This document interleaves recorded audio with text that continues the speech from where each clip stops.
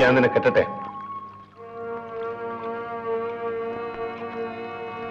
കരയാണോ?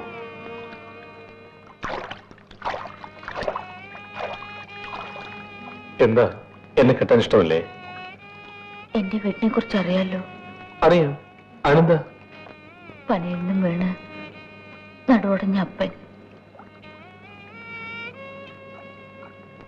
കാശില്ലാത്ത വീട്ടിലെ പെണ്ണ്, കല്യാണത്തെ കുറിച്ച് സ്വപ്നം പോലും കാണാൻ പാടില്ല.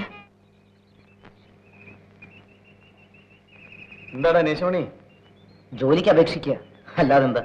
എന്നിട്ട് എന്തായി? കിടപ്പാടം പണയത്തിലായി, അത്രയും. ഈ സർക്കാർ ജോലി കിട്ടാൻ വലിയ പാടല്ലേ? അതിനേക്കാൾ ബുദ്ധിമുട്ടാ ഈ സ്റ്റാമ്പ് വാങ്ങിക്കാൻ. ഞാൻ തരാം. ഞാൻ നിന്റെ വീട്ടിലോട്ട് വരാനിരിക്കുകയായിരുന്നു. ഇത് മതിയോ? ഇപ്പൊ അത് മതി. അടുത്ത പ്രാവശ്യം വീണ്ടും ചോദിക്കാം. വിഷമിക്കാടാ നേശമണി, ഇപ്രാവശ്യം നിനക്ക് കിട്ടും. എനിക്ക് ചന്തിരുന്ന് കയറണം. ഞാൻ പോട്ടെ.